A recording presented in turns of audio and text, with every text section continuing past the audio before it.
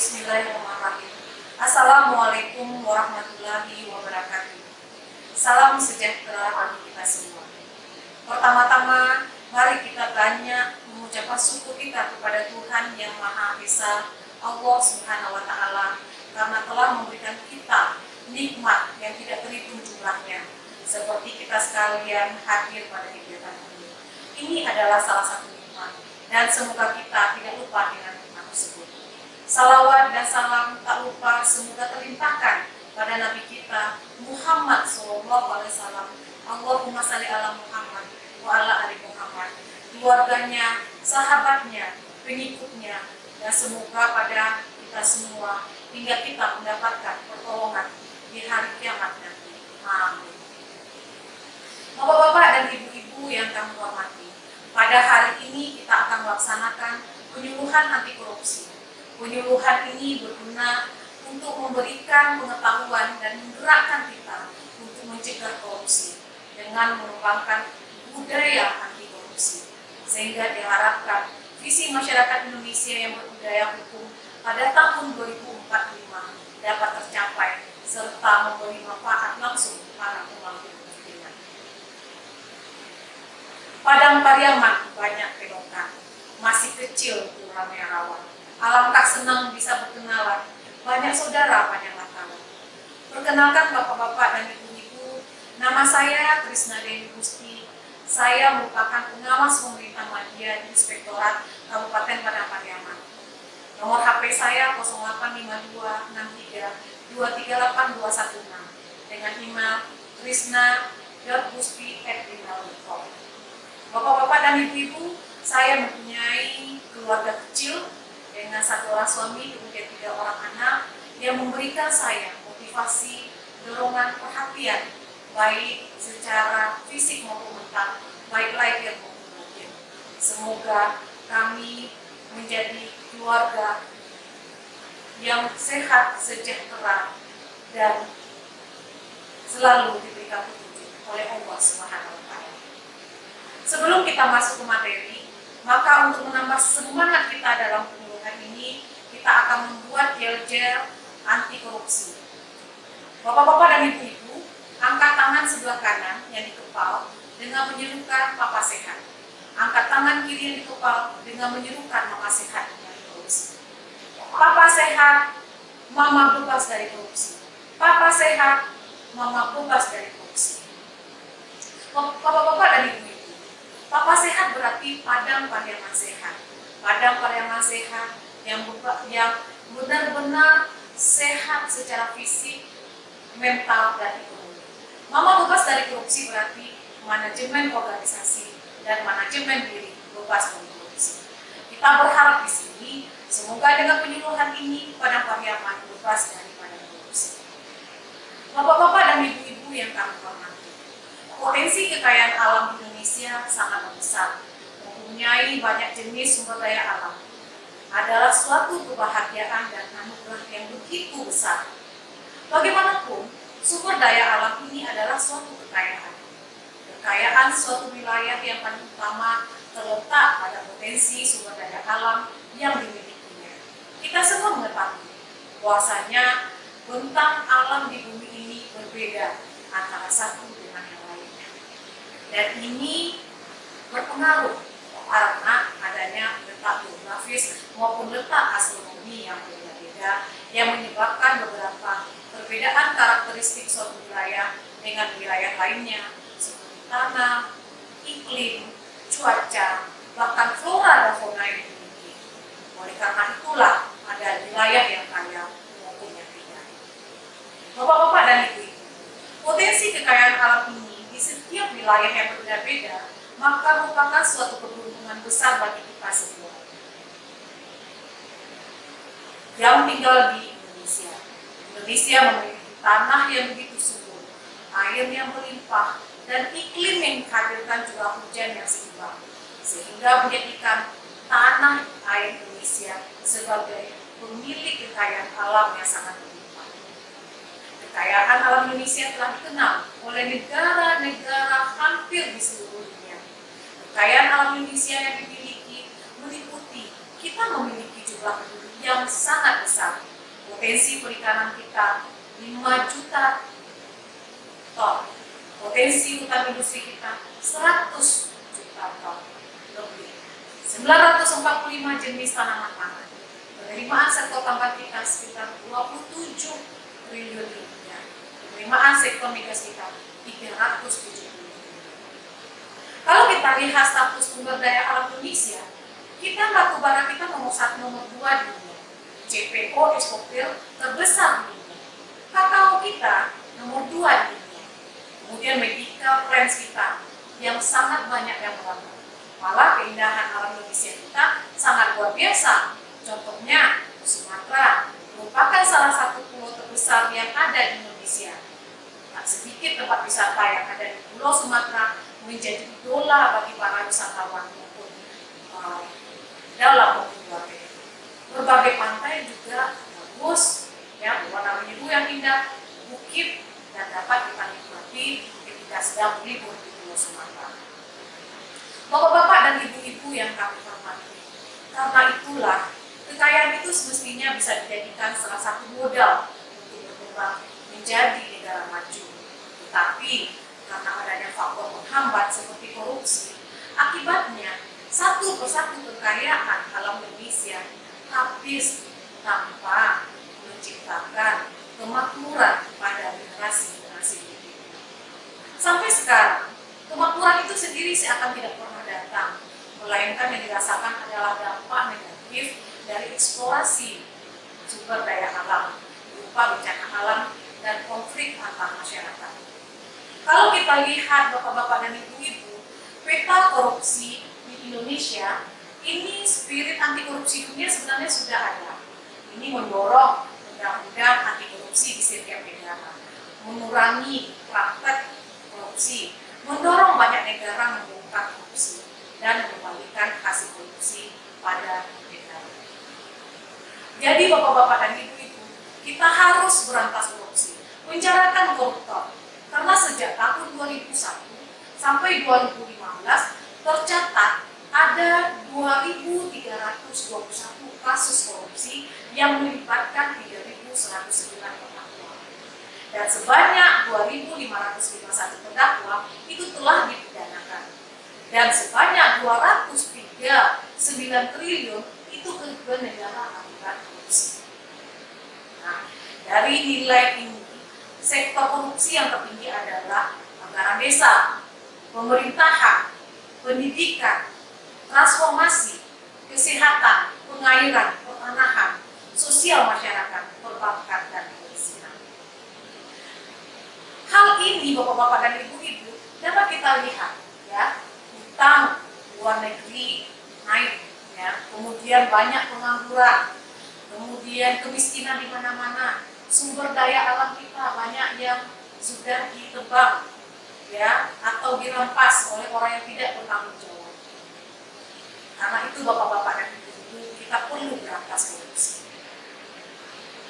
sehingga Indonesia bebas dari korupsi.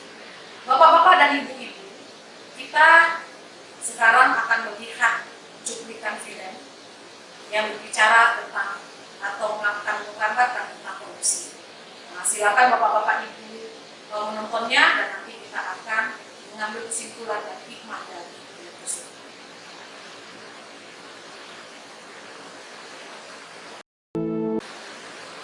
Bapak-bapak dan ibu-ibu telah melihat tadi film tentang korupsi. Di sini digambarkan tentang bagaimana PPK dalam pembangunan gedung kantor itu melakukan markup harga pembangunan dari item pekerjaan yang ada di pembangunan gedung kantor tersebut dari nilai 100 juta lebih menjadi 500 juta. Perbuatan ini tidak jadi dilakukan oleh PPK karena beliau mengingat keluarganya dan apa yang terjadi kalau beliau melakukan markup tersebut. Dan itu pun apa akibatnya kalau beliau ditangkap oleh KPK. Ini sangat merugikan keluarga beliau dan masyarakat. Akhirnya beliau mengambil tindakan untuk tidak melakukan hal itu. Kesimpulan dari film ini bapak-bapak dan ibu dapat kita petik. Jadi dengan adanya nilai integritas dan nilai-nilai anti korupsi nantinya, maka hal ini dapat kita hindari dan kita bebas dari korupsi. Bapak-bapak dan ibu-ibu yang kami hormati, masih ingat yel-yel kita? Kita ulang lagi ya. Papa sehat, mama bebas dari korupsi. Ulang kembali, papa sehat, mama bebas dari korupsi. Bapak-bapak dan ibu-ibu yang kami hormati, kita harus tahu dulu ya, apa itu korupsi. Korupsi berasal dari bahasa Latin yaitu corruption, dengan kata kerja corrupere, yang artinya busuk, rusak, busuk, menggoyahkan, memutarbalikkan atau menyebung. Ya, ibaratnya kalau kita lihat apel itu tuh bagus di luarnya, tapi pas kita belah ternyata dia sudah busuk. Nah, itu ibarat dari korupsi. Jadi kalau menurut Undang-Undang Nomor 31 Tahun 1999 dan Undang-Undang Nomor 20 Tahun 2021, itu ada 3 aspek yang menyebabkan terjadinya korupsi. Yang pertama, dia melawan hukum. Yang kedua, dia memperkaya diri sendiri atau orang lain. Dan yang ketiga, merugikan keuangan negara atau perekonomian negara. Sebenarnya bapak-bapak dan ibu-ibu, dasar hukum kita untuk pemberantasan korupsi ini sudah ada. Yaitu pada tahun 1998, yaitu ketetapan MPR, itu tentang penyelenggaraan negara yang bersih dan bebas daripada KKN. Kemudian Undang-Undang Nomor 3 Tahun 1971 tentang pemberantasan tindak pidana korupsi. Kemudian Undang-Undang Nomor 28 1999 tentang penyelenggaraan negara yang bebas dari korupsi. Kemudian Undang-Undang Nomor 31 Tahun 1999 tentang pemberantasan tindak pidana korupsi. Kemudian Undang-Undang Nomor 20 Tahun 2001 tentang pemberantasan tindak pidana korupsi. Undang-Undang Nomor 15 Tahun 2002 tentang tindak pidana pencucian uang. Undang-Undang Nomor 30 Tahun 2002 tentang Komisi Pemberantasan Tindak Korupsi atau KPK, dan terakhir Peraturan Pemerintah Nomor 71 Tahun 2000 tentang tata cara pelaksanaan peran serta masyarakat dan pemberian penghargaan, pencegahan, dan pemberantasan tindak pidana korupsi. Bapak-bapak dan ibu-ibu, faktor-faktor dan teori penyebab korupsi sudah banyak diberikan oleh pakar. Jadi kalau kita lihat faktor-faktor penyebab korupsi, korupsi itu karena kebutuhan, korupsi karena ada uang, korupsi karena ingin memperkaya diri sendiri, korupsi karena ingin menjatuhkan pemerintah, dan korupsi karena ingin menguasai negara. Kita berharap di sini bapak-bapak dan ibu-ibu, orang kaya yang sesungguhnya bukanlah yang berlomba-lomba memperkaya diri sendiri, tapi orang kaya yang sesungguhnya adalah orang yang berlomba-lomba untuk terus berbagi. Bapak-bapak dan ibu-ibu, masih banyak lagi penelitian-penelitian lain tentang korupsi, baik yang menurut pakar atau lembaga yang berkompeten. Dari teori penyebab korupsi, ada beberapa pakar yang menyebutkan Robert Whittaker, Jack Bolons, ya, Donald Krashe, Witness, kemudian cost-benefit model. Dia menyatakan bahwa korupsi itu bisa terjadi karena faktor kekuasaan, monopoli, keserakahan, kesempatan. Kemudian bisa juga karena kecurangan, ya. Kemudian karena kelemahan sistem pengawasan yang kurang, kemudian karena manfaat korupsi yang didapat atau dirasakan lebih besar dari biaya atau risikonya. Karena itu bapak-bapak dan ibu-ibu, ada 30 delik tindak pidana korupsi dan yang merupakan perbuatan yang dapat dinilai hukuman. Di sini dapat bapak-bapak ibu lihat 30 delik. Di antaranya menyuap penyelenggara negara, memberikan hadiah kepada penyelenggara negara karena jabatannya. Tetapi yang 30 delik ini sudah dikecilkan atau sudah dijadikan 7 bentuk korupsi, yaitu korupsi karena kemudian keuangan negara, kemudian penyuapan, pemerasan, penggelapan dalam jabatan, kecurangan, benturan kepentingan dalam pengadaan barang jasa, serta gratifikasi. Jadi dari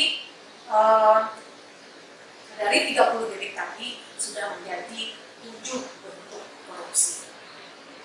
Kalau kita lihat pengertian masing-masingnya Bapak-bapak dan Ibu-ibu, kalau kerugian negara adalah penggunaan fasilitas negara untuk kepentingan pribadi. Contohnya, penyelenggara mempunyai mobil dinas, ternyata mobil dinasnya digunakan untuk keperluan pribadi. Kemudian kecurangan, pengawas proyek membiarkan bawahannya melakukan kecurangan proyek. Kemudian kalau penyuapan ini upaya memuluskan atau meloloskan suatu harapan atau keinginan atau kebutuhan si penyuap dengan memberi sejumlah uang. Bapak-bapak dan ibu, yang disuap itu sama dengan yang menyuap, akan dijatuhi hukuman sesuai dengan undang-undang. Sedangkan kalau penggelapan dalam jabatan, berarti dia memiliki kepentingan pribadi terhadap penggunaan wewenang sehingga mempengaruhi keputusan.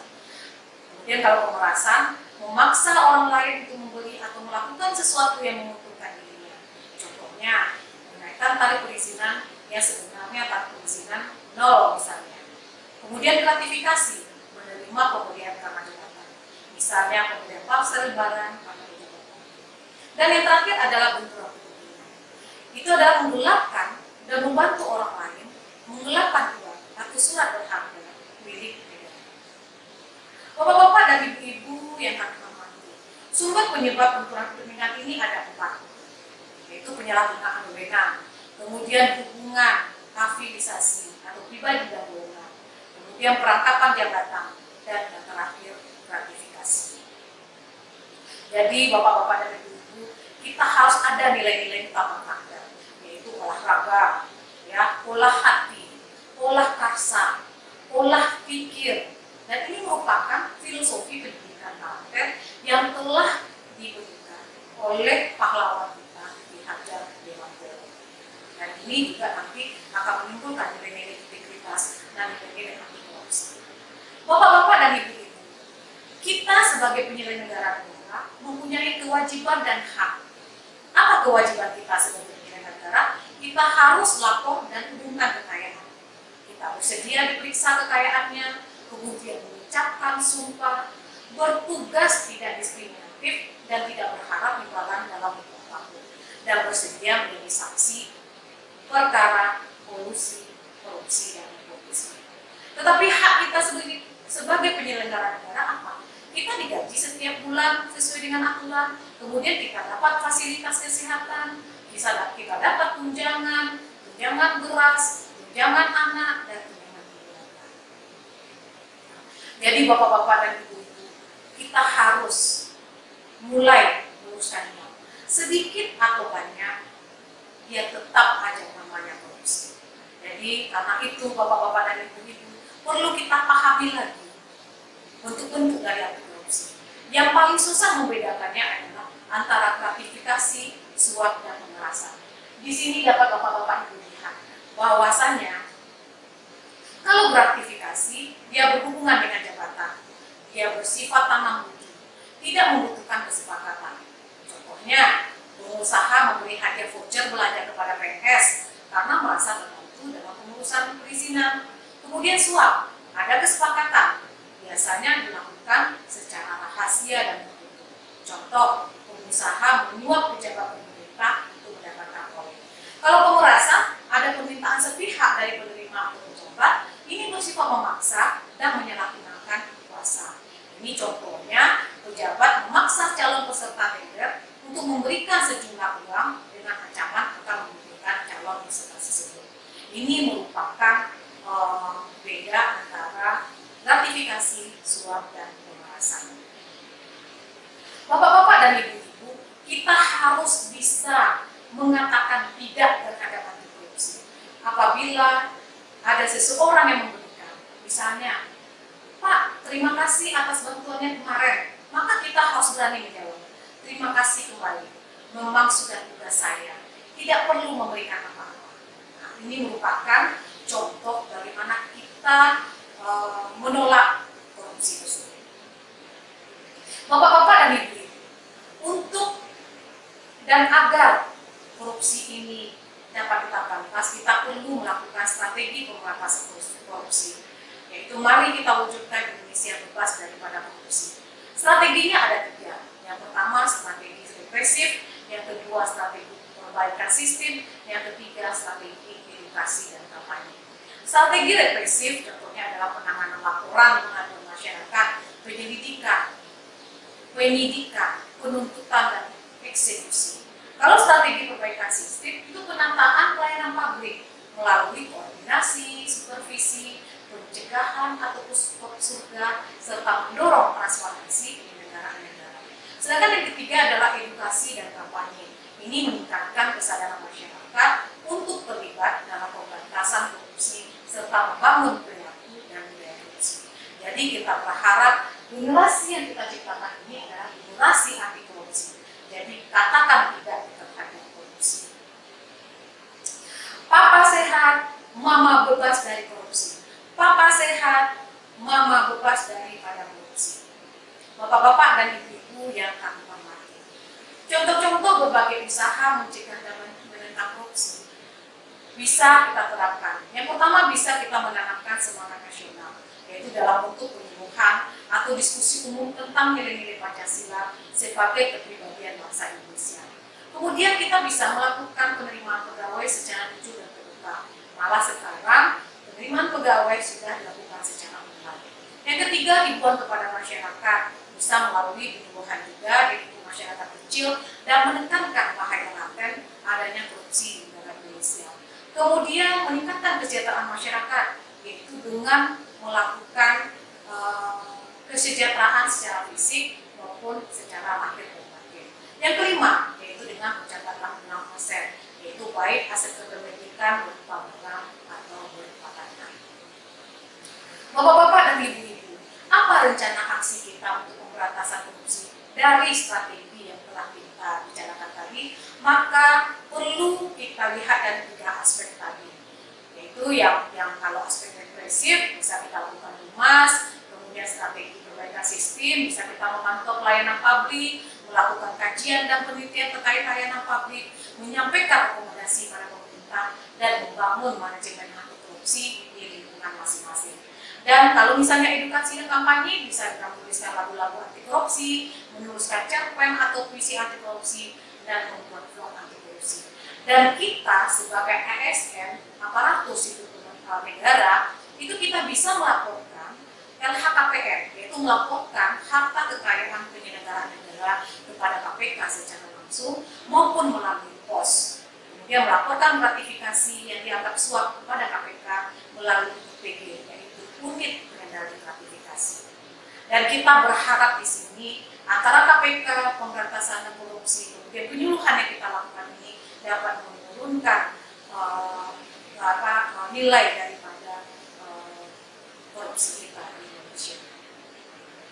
Bapak-bapak dan ibu-ibu, kita berharap dengan adanya kegiatan-kegiatan tadi, dengan adanya rencana aksi tadi, maka tujuan akhir dari berbagai usaha mencegah dan menentang korupsi yaitu untuk mewujudkan manusia Indonesia seutuhnya dan masyarakat Indonesia seluruhnya yang adil, makmur, sejahtera, dan tertib berdasarkan Pancasila dan Undang-Undang 1945 dapat terwujud. Kita maunya mengejar impian Indonesia di 2015 dan 2014. Di sini kita dapat ingin melihat SD Indonesia yang kecerdasannya mengumpuli bangsa-bangsa lain Indonesia. Kemudian masyarakat Indonesia yang menjunjung tinggi pluralisme berbudaya, religius dan menjunjung tinggi nilai-nilai etika. Dan Indonesia menjadi pusat pendidikan, terminologi dan peradaban dunia. Dan masyarakat aparatur pemerintah yang bebas dari perilaku korupsi. Terbangunnya infrastruktur yang merata, Indonesia menjadi negara mandiri dan menjadi negara yang baru terkenal di Asia Pasifik, dan Indonesia menjadi barometer pertumbuhan ekonomi dunia. Ini dapat kita lihat dari indikator keberhasilan pemberantasan korupsi, yaitu dari indeks menegakkan hukum atau Law Enforcement Index, dan yang kedua adalah tingkat keberhasilan pemberantasan korupsi di KPK. Ini kita wujudkan agar efektivitas dan efisiensi pemberantasan korupsi menjadi menurun. Karena kenapa Bapak-bapak dan Ibu-ibu kita bisa lihat Bapak Jokowi pernah di dalam festival anti korupsi di UGM menyatakan bahwasannya indikator utama keberhasilan pemberantasan korupsi adalah saat kepercayaan publik terhadap pemerintah menguat. Jika trust terbangun, masyarakat percaya dan pemerintah memberikan yang terbaik bagi mereka. Jadi kalau kita lihat indeks perilaku anti korupsi di Indonesia, bapak-bapak dan ibu bisa lihat di sini kalau semakin mendekati 5, maka masyarakat berperilaku semakin anti korupsi. Dan semakin mendekati 0, masyarakat berperilaku semakin permisif atau bersifat terbuka terhadap korupsi. Bapak-bapak dan ibu-ibu, kita masuk, kenapa kita harus mempunyai jiwa anti korupsi? Berarti kita mempunyai integritas. Integritas itu adalah ada tindakan dan ada ucapan. Yang berarti di sini bertindak secara konsisten antara apa yang dikatakan dengan tingkah laku yang sesuai nilai-nilai yang dianut. Jadi di sini integritas memang dicari, baik di organisasi, di keluarga maupun di masyarakat. Kita berharap di sini dan kita berkomitmen dengan diri kita, bahwasanya saya menjalankan apa yang saya katakan. Saya melakukan hal yang benar. Saya berbicara dan mengatakan kebenaran. Kejujuran dan kesungguhan untuk melakukan yang benar, adil, dalam setiap situasi, sehingga mempertajam keputusan dan tindakannya dalam kerangka pelayanan publik. Jadi kita berharap di sini, bapak-bapak dan ibu-ibu, banyak sekali pengertian dari integritas. Yang penting di sini kesesuaian antara kata dan perbuatan. Integritas menunjukkan isi, bukan kulit, sehingga integritas harus kita junjung. Jadi integritas adalah memiliki integritas pribadi, berkepribadian utuh, merujuk pada nilai moral dan etika. Satunya perkataan dan perbuatan. Patuh pada kode etik yang disepakati dan tidak tergoda melakukan penyelewengan dengan kewenangan yang dimiliki dan menjadi panutan baik di organisasi, di keluarga maupun di masyarakat. Bapak-bapak dan ibu-ibu yang kami hormati, integritas juga akan melahirkan nilai-nilai anti korupsi. Di sini bapak-bapak dan ibu-ibu kami akan melihatkan sebuah film agar bapak-bapak ibu-ibu tidak bosan. Dan di sini kita bisa lihat dan ambil hikmahnya dan bapak-bapak ibu bisa mengambil kesimpulan dari film ini tentang nilai-nilai anti korupsi. Silakan bapak-bapak ibu tonton. Sebentar saya ini.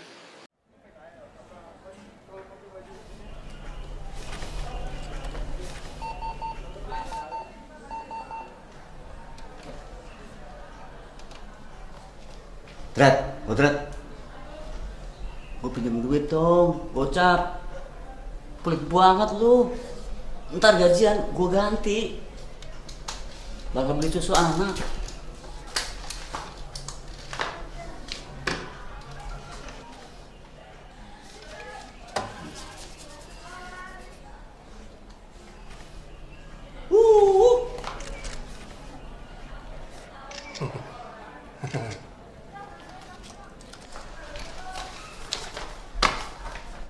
Gimana Man? Masih banyak?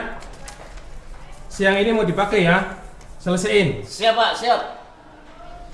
Kodrat, tolong anterin uang ini ke Pak Jaya di syuting sini. Ini uang santunan untuk anak yatim dari sekolah kita.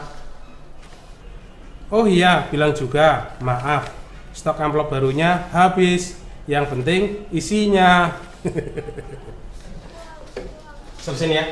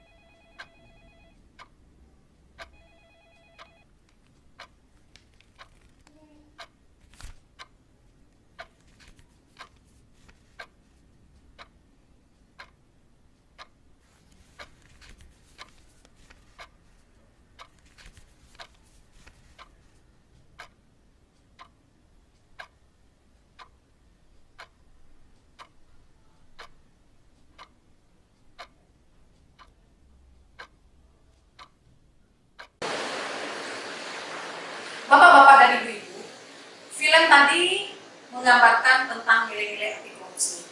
Di sini didapatkan tentang seorang anak yang diberikan tanggung jawab untuk memberikan uang kepada seseorang yang disuruh oleh atasannya.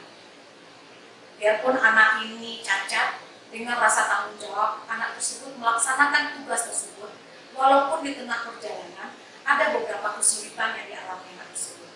Tapi beliau dapat melaksanakannya. Kesimpulan dari film ini dapat kita petik, dengan anak tersebut mempunyai nilai-nilai anti korupsi, yaitu dia jujur, peduli, mandiri, disiplin, tanggung jawab, kerja keras, sederhana, berani, adil, dan sabar. Dan ini merupakan nilai-nilai anti korupsi yang harus kita terapkan. Bapak-bapak dan ibu-ibu yang kami hormati, kita sebagai penyelenggara negara atau ASN, aparatur sipil pemerintahan, harus dapat mengakui pelanggaran atau kesalahan integritas yang pernah kita lakukan.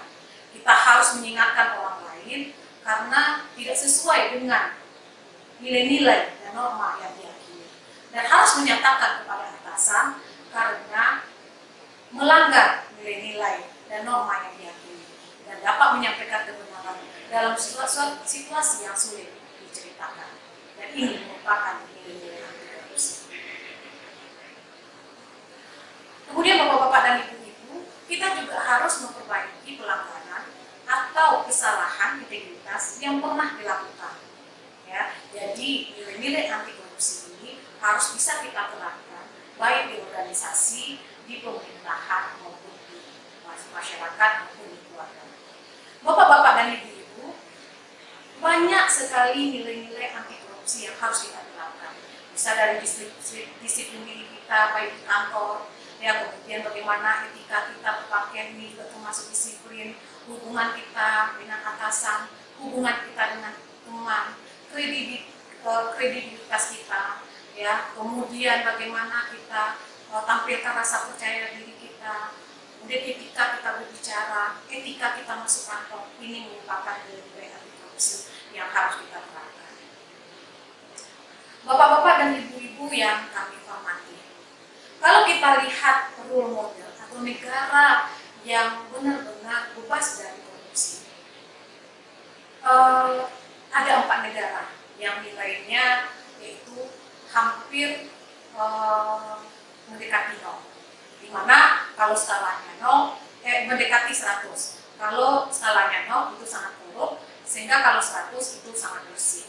Indonesia itu nilai anti korupsinya adalah 34, ya. Kalau yang 100 yang bagus. Sedangkan Indonesia terletak pada peringkat 45. Negara yang memang bebas atau mendekati 0, mendekati 100 nilai anti korupsinya adalah yang pertama Denmark. Denmark ini dia menerapkan semangat anti korupsi yang ekstrem, adalah menerapkan toleransi 0 terhadap korupsi di berbagai lembaga pemerintahan. Salah satu perwujudannya dengan menempatkan lembaga serupa KPK, Komisi Pemberantasan Korupsi, di tiap lembaga tersebut. Kemudian New Zealand, dia transparansi dan keterbukaan di daerahnya sangat tegas diberlakukan. Rakyat dapat mengakses setiap data atau laporan yang dibutuhkan. Kemudian Finlandia, kasus suap, penggelapan, penipuan, dan penyalahgunaan jabatan juga sangat jarang terjadi di sana. Kemudian Singapura yang negara dekat dengan kita, ia mensiasati berkembangnya korupsi dengan program industrialisasi, perumahan rakyat murah, dan merancang strategi anti korupsi yang komprehensif dan membangun lembaga hukum yang kuat, efektif, dan tak lama.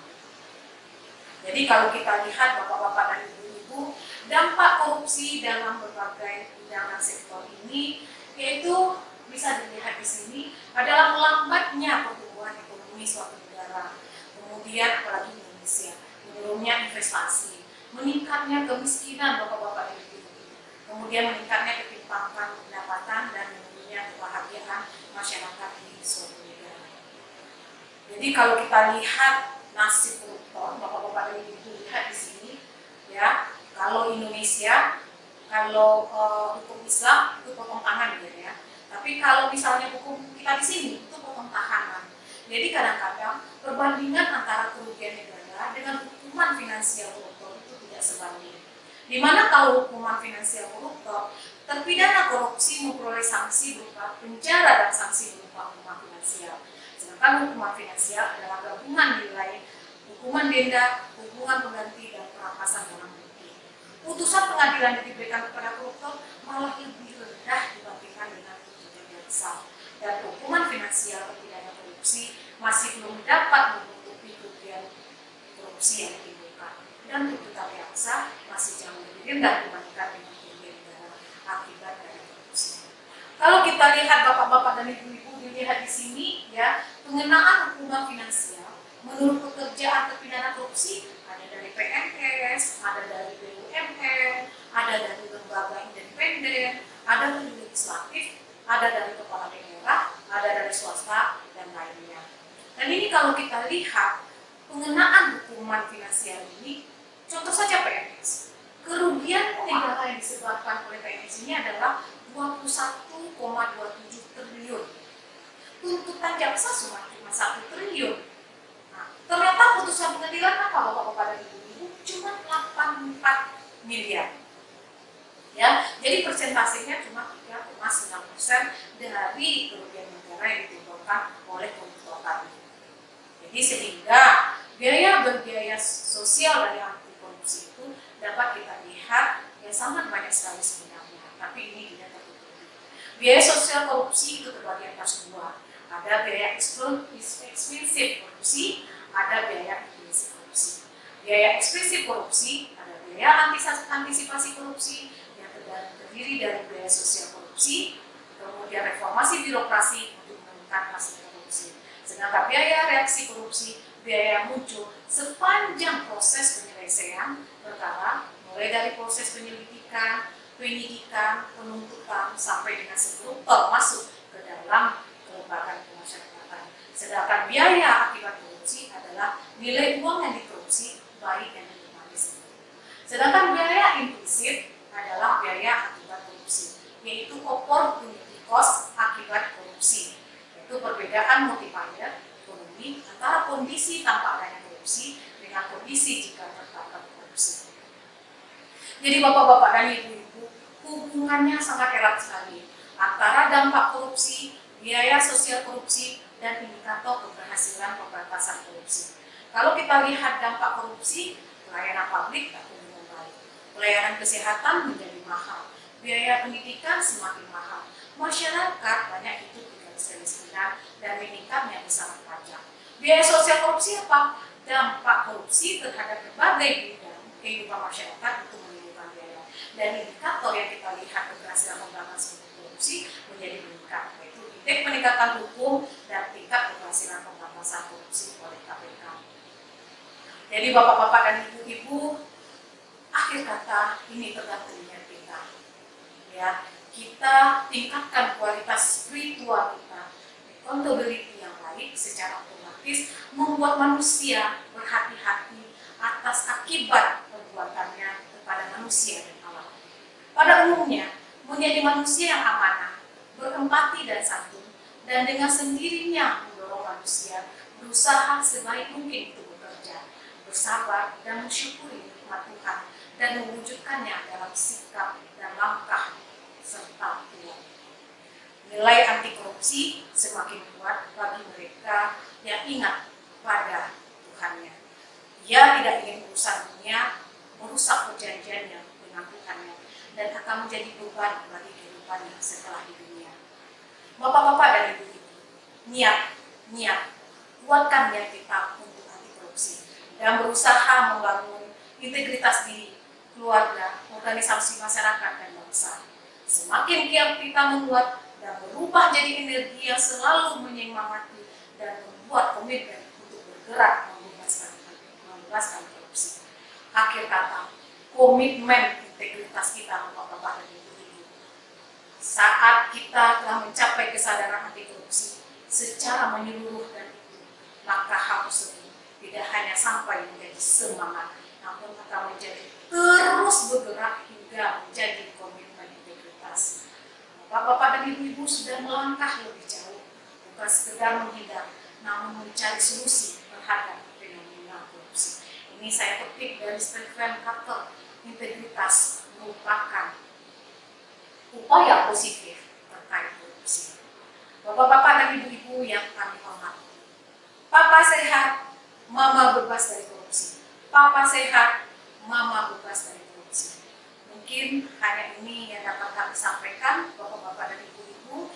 Nanti kita akan melakukan diskusi interaktif, ya, bagi Bapak-bapak dan ibu-ibu yang bertanya di sini. Dan nanti kita lanjutkan dengan materi selanjutnya, yaitu kita akan melakukan studi kasus anti korupsi, kemudian rencana aksi akan kita susun, ya, kemudian kita akan bermain peran. Pada penyuluhan ini hanya ini yang dapat kami sampaikan. Mudah-mudahan penyuluhan ini dapat bermanfaat dari bapak-bapak dan ibu-ibu dan membuat para karyawan bebas dari korupsi. Mohon maaf atas segala kekurangan. Assalamualaikum warahmatullahi wabarakatuh.